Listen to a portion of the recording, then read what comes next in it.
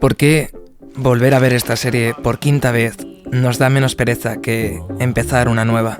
Tenemos más opciones que nunca y aún así siempre acabamos volviendo a las mismas 2 o 3 de siempre. Los 2000 fue una época dorada para la televisión. Todavía no han sido capaces de replicar lo que hace 20 años se hizo con 10 veces menos presupuesto. En 2020, cuando todos estábamos encerrados en casa, con tiempo para ver las series que teníamos pendientes, una de ellas triunfó por encima del resto. Tanto fue así que el fenómeno se ha convertido en algo incomprensible. Ni sus creadores, ni sus actores, ni siquiera el público entiende la obsesión colectiva que hay con The Office. A este tipo de series se las conoce como Network TV Shows, un formato de televisión muy definido y controlado por la cadena que los produce. Episodios autoconclusivos que puedes ver de forma desordenada, 22 minutos de duración máxima y una fuerte censura de cualquier tema controvertido. Casi nada se deja al azar en este tipo de series. Cada detalle que ves en la pantalla ha sido estudiado minuciosamente. The Office no es una serie 100% original. Realmente es una adaptación de una serie británica. El parecido entre ambas solo se puede apreciar en la primera temporada. A partir de ahí, gracias a Dios, se dieron cuenta de que Steve Carell no era Ricky Gervais. Aunque partían de una serie ya establecida, el camino hasta llegar a su versión final estuvo lleno de cambios e incertidumbre. Que la versión americana de The Office llegara a existir, tal y como la conocemos, se lo debemos a su creador, Greg Daniels. What happened was my agent sent me the tape of The Office, and it was pretty unknown over here, and it had a pretty boring title. And I put it in around 11, and I stayed up till like 3 in the morning watching it. I thought it was just brilliant. So, I called and I said, I really want to meet these guys.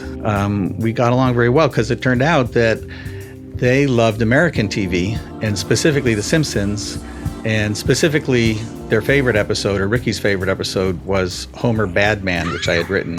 And I was telling them, all the kind of theories that I had about making a TV show, which was, a slower pace and allowing for awkwardness and realism and all this stuff. And they really responded to that.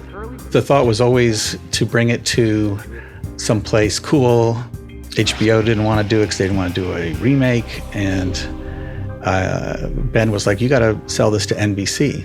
And then I got very worried because I was like, this is not going to work on NBC. But eventually we were like, well, maybe the value of it will be to move network comedy into a new direction, maybe open it up just a little bit and make it more like what I liked about animation, which was single camera and didn't have a laugh track and stuff like that. So I was like, okay, I kind of convinced myself it was worth doing just for that.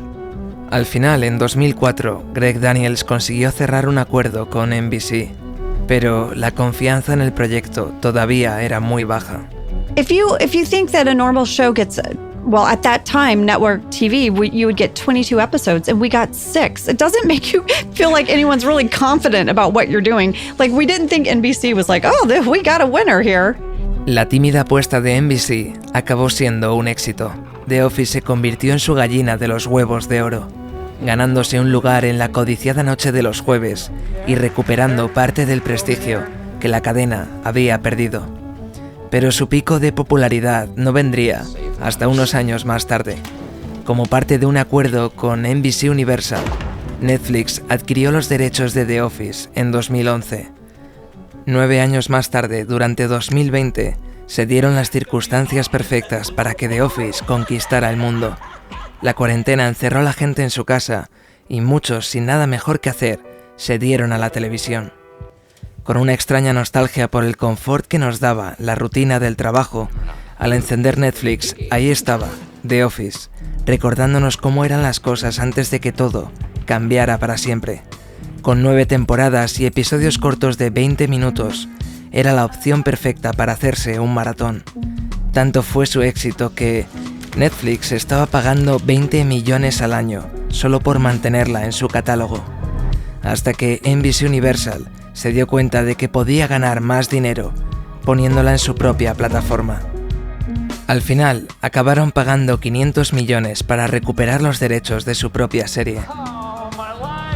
Una serie en la que no confiaron lo suficiente como para encargar una temporada completa en su estreno. Una serie que muchos vieron como un experimento condenado al fracaso. Una serie que, pese a todo, se ha convertido en una de las marcas más valiosas de la televisión. Pero el legado de The Office va mucho más allá de lo económico. La serie se ha convertido en un refugio emocional para mucha gente, un lugar seguro al que volver en tiempos complicados. Una serie que nos absorbe por mucho que nos empeñemos en ponerla de fondo, con momentos tan absurdos que siempre nos harán reír sin importar cuántas veces los hayamos visto, y con personajes tan reales que nos costará acordarnos de que en el fondo solo estamos viendo ficción. Greg Daniels tenía muy clara su visión para la serie. Sabía que una recreación idéntica al show británico no habría funcionado. I didn't really think it could be adapted, so I was kind of scamming them. Greg quería hacer un show inspirado en el británico, no una parodia con actores americanos, pero para poder poner el proyecto en marcha, tuvo que llegar a un acuerdo con NBC. La primera temporada sería una especie de piloto extendido de 6 episodios. Tendrían cierta libertad creativa, pero en su esencia, la serie debía de ser una recreación literal de la versión británica. El resultado fue una temporada que, lejos de ser mala, tenía algo en ella que no acababa de funcionar. Michael era demasiado cruel y estúpido, el humor demasiado crudo y seco, y la ambientación demasiado sobria y realista. Aún así, despertó el suficiente interés como para que les encargaran 6 episodios más para una segunda temporada.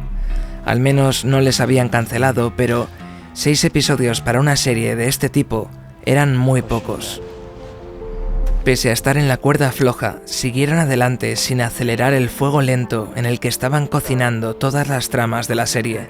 Si la cadena quería ver el final de esta historia, debían de pagar por ello. Greg no estaba dispuesto a escribirles un final alternativo en caso de que les cancelaran antes de tiempo.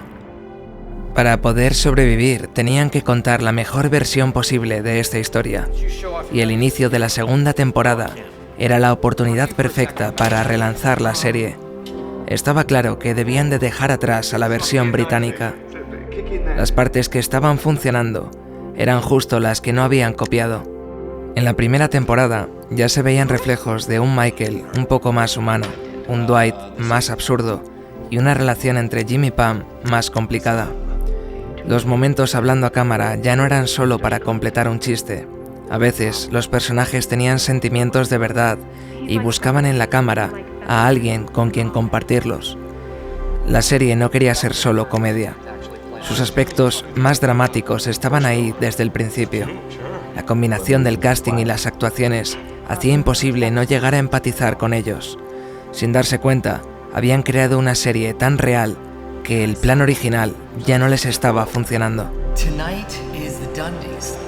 Para muchos, con este episodio empieza de verdad la serie. Mientras lo grababan, Steve Carell se convertiría en una estrella del cine gracias a su película Virgen a los 40. Con muy poco presupuesto, Steve supo usar su carisma para hacer una de las comedias más taquilleras del 2005. Aquello lo cambiaba todo. De pronto NBC tenía en nómina a uno de los actores del momento. Por fin, el futuro de la serie no parecía tan incierto. En ese momento, cualquier otro actor en su lugar se habría intentado salir de su contrato. 7 años en una serie que aún estaba arrancando sonaban casi como una condena. Pero Steve confiaba tanto en Greg Daniels y en su equipo que lo cumplió entero, regalándonos 7 de las mejores temporadas de televisión de la historia. We were definitely on the same page in terms of who this guy could be and could become. And early on, I started thinking about an arc too, because you hope, you don't go in thinking this is just going to be a pilot or this is just going to be 6 episodes. The hope is the character starts here and ends up way somewhere else. Steve estaba dispuesto a quedarse, pero era evidente que la serie necesitaba cambios. Su película había dejado claro que su fuerte como actor era ser carismático. Todos queríamos verle ganar, aunque en la primera temporada no nos habían dado muchos motivos para ello. Michael has some negative qualities, and I just got to find a way to give him some stories that are going to warm him up, and that, for instance, that that even though the staff finds him irritating, they'll back him against an outsider. And one of them was like he should be good at his job, which happened in The Client. After a few of those, Michael starts to get to be better. En septiembre de 2005 empezó la emisión de la segunda temporada. Los cambios fueron muy bien recibidos. Poco a poco, los números de audiencia crecían, aunque en NBC aún no tenían del todo claro encargarles el resto de la temporada. Unos meses más tarde, en enero de 2006, The Office tendría el mes más importante de su historia. Después de alcanzar casi 10 millones de espectadores con Christmas Party, Steve Carell, The Office. Steve recibió por sorpresa el Globo de Oro a la mejor actuación en una serie de comedia. En aquellos años este tipo de premios aún tenía mucho peso, tanto que al recibirlo, NBC no solo les encargó la temporada completa, sino que les trasladó de los martes a los jueves colocándoles en horario de máxima audiencia. De estar a punto de ser cancelados, pasaron a convertirse en una pieza central de la cadena. Ese mismo mes, la emisión de Booze Cruise les consolidó como una serie completamente distinta de la británica. Un episodio como este habría sido impensable en la primera temporada. Habían logrado triunfar por sus propios méritos, llevando las historias que realmente querían contar a la pantalla. A partir de aquí, todo el reparto tuvo por fin la tranquilidad de saber que habían sido renovados con un contrato extendido. Ahora su única misión era terminar de la mejor forma posible la segunda temporada. Casino Night es sin duda uno de los mejores episodios de la serie. Los fans convencieron a la cadena de añadir 8 minutos extra para contar esta historia como se merecía. La relación entre Jim y Pam está a punto de llegar a su conclusión inevitable. Ella no sospecha nada, pero nosotros podemos sentir como este momento lleva anticipándose toda la temporada. Por otro lado, Michael tiene 2 citas en la misma noche. El guión que él mismo escribió saca lo mejor de esta situación, haciendo que no podamos parar de verlo, pero a la vez queramos quitarlo por lo incómodo que resulta. Pero el momento más incómodo viene al final, cuando Roy se va en coche y deja a Jim y a Pam solos. Jim va directo al grano. Después de todo, sabe que se va a transferir a otra sucursal. Es ahora o nunca. I'm in love with you. Y cuando parece que el episodio va a terminar, aún queda la última escena. No, I didn't know what to say. Listen, Jim. Y así es como acaba la segunda temporada. Lo que al principio parecían episodios sueltos, se han convertido en una historia complicada. Con el público en el bolsillo, la cadena por fin estaba convencida de renovarles para una tercera temporada. Más dinero, más tiempo y más tranquilidad hicieron que la serie cambiara. Con ello se perdió parte de la magia, pero habría sido imposible seguir haciéndola tal y como se hizo en estas 2 primeras temporadas. Gracias al estilo de falso documental, la serie se ha convertido en una cápsula del tiempo. The Office ha sabido encajar perfectamente en el mundo del streaming. Con un público cada vez más obsesionado con los realities, esta serie es el híbrido perfecto. Nos engaña con su formato de entretenimiento barato, escondiendo en ella un guión bastante complejo. Las cámaras juegan con los personajes, captando momentos que no deberíamos de estar viendo. Pero en el fondo todo está bastante estudiado. Seguro que en 2005 verla se sentía muy distinto. La vida de estas personas se parecía mucho a la de quienes la estaban viendo. Pero en 2025 las cosas han cambiado.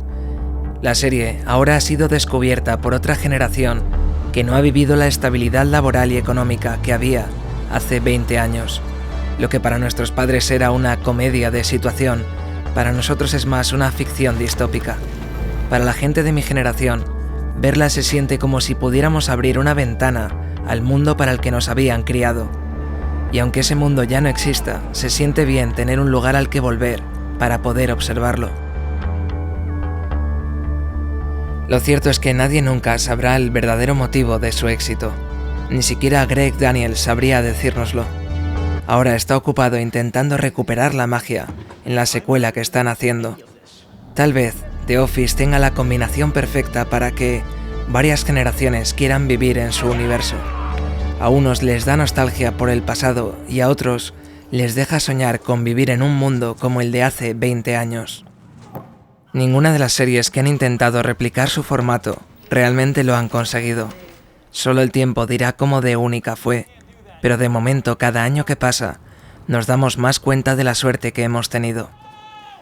Debemos dar las gracias de que sucediera todo lo que tuvo que suceder para que la serie se hiciera tal y como se hizo. Para mí The Office ha sido una compañera en mis momentos más jodidos. Siempre he podido sacar de ella inspiración para superarlos. Espero que para ti este vídeo haya hecho algo parecido.